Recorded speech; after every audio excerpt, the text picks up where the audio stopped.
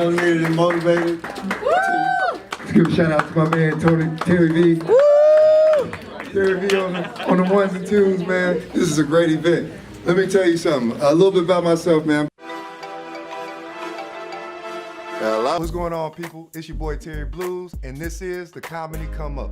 Make sure you click that link below to subscribe and visit blackgiftcreative.com for all the merch. We gotta get laughs without trying, baby. Let's go. All right, so today I'm gonna give you two clips, right? And I wanna talk about crowds and joke evolution, right? The story behind the joke is true. I heard this statistic and I was like, what? So I writing the joke, I just had that premise.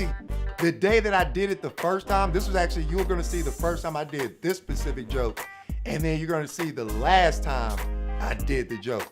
Actually, the last show that I had in Minnesota before I left. So you see the joke in its early stage, and then you see the joke after working on it for a minute. The first clip you're gonna see is when I was early in stand-up. A friend of mine, Chanel, shout out to Chanel, make sure y'all download her album, I'm gonna link it. They were throwing a Black Student Union event. They had an open mic to it. The key is just finding a stage to get on in front of people, man. If you're funny, you're gonna hit. I get there, it's like real black crowds. Now, mind you, I had been living in Rochester, Minnesota, which is predominantly white, and I've been doing Goonies for, a few months at the time, and it was always white crowds. I realized, doing black crowds and white crowds, and I don't know if it's just me, my jokes hit different. I'm just now getting to the point where I'm realizing, I'm starting to format material for, black crowds, and I know this will kill in white crowds, man. I'm gonna show you both clips. This first clip is the show when I first started at the Black Student Union. No further ado, here you go. Shout out to my man Terry B. Terry B on the ones and twos, man. This is a great event. Let me tell you something. A little bit about myself, man. I'm Terry Bluez. I'm not from here. I'm originally from Texas. Okay. Yeah. So all this is new to me, man. People always ask me, what I miss about being in the South or being here, right? And I always tell them, man, it's not the food, it's not friends and family. It's not even the weather, even though this weather is some bullshit. Let me tell you something. As a kid, I used to grow up and growing up in Texas, I always want snow. Because you know what that meant? It meant a snow day. It meant I didn't have to go to school. That shit don't matter as a grown man. You don't get no snow days as an adult. Fuck you mean? I gotta go to work still. Gotta drive through this bullshit. And this shit is 8 feet fucking high at times. You gotta get to work in that shit. You don't get no snow days as an adult. Fuck that. But nah, man, it's none of those things. What I really miss about the South is the overt racism. Man, because I feel like down south it's a little bit different, man. Like you walk in the room, you can smell that shit. It's thick. It smells like bad potato salad. It's in the air, man. Up here it's a little different. It's weird. Everybody's so goddamn Minnesota nice. I can't tell what I'm actually being discriminated against. It's fucked up part. But it's funny, right? Because when I first got here, I work at McAllister College down in St. Paul, so I'm living a pretty white life right now.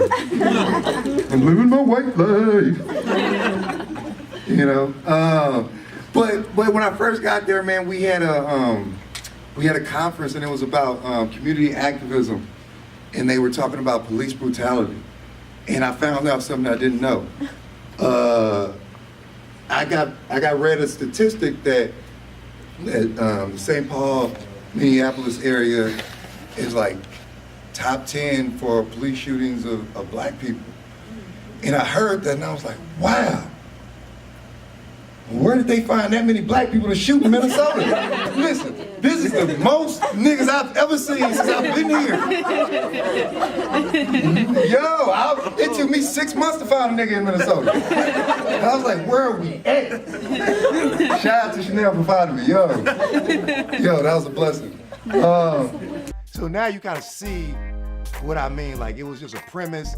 I kind of was freestyling a lot of this, what I did on stage. I just had the solid premise of, where are they finding so many niggas in Minnesota? So now you're gonna see how I went and sort of reworked it and added a lot more taglines to it, and what I really took to make it really hit like I think it should. So now you're gonna see my last show in Minnesota where I complete the joke. Boom, in a white crowd. Hey, what's going on?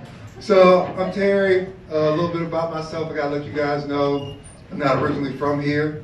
From Texas. Yeah. Thank you for not clapping for that. Okay. We think too much of ourselves as it is. But here's the thing, man. I gotta let you know I've been coming to Goonies for a while. This will probably be my last show because I'm actually moving back to Texas.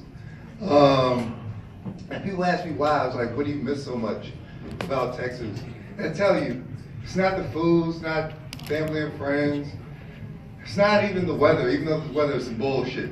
Listen, let me tell you, how does anybody in Minnesota get an education when the schools are shut down all the goddamn time for the weather? The fuck? Well, there's some bullshit. Listen, when I was a kid growing up in Texas, I used to dream of snow. I used to always want a white Christmas. Now I'm like, fuck that shit. You see these snowbanks? These shit is like 10 feet tall. I wonder how y'all not losing more little white kids in the snow. I don't understand. But people always ask me what I miss, and I'll tell you it's none of that. I'll tell you what I miss. It's the overt racism. Listen, everybody here is so goddamn Minnesota nice, I don't know what I'm being discriminated against. It's weird. There's not that many black people, it's a lot of Black Lives Matter signs in people's yards. I don't know how to feel about that. Because here's the thing, man. You know, growing up down south, you know, if I go to a neighborhood and I see, you know, Trump signs or Confederate flags in the yards of a cul-de-sac or a trailer park, I know to stay my black ass away from there. I'm not crazy. Stay the fuck away from there. Because here's the thing, like, up here there's some stuff that I didn't know, right? Like, I work up in St. Paul at a small liberal arts college. So needless to say that my life is pretty white, you know?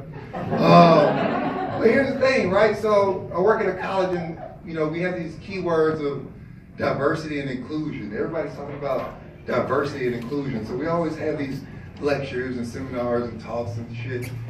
And I got read a statistic the other day that shocked me, right?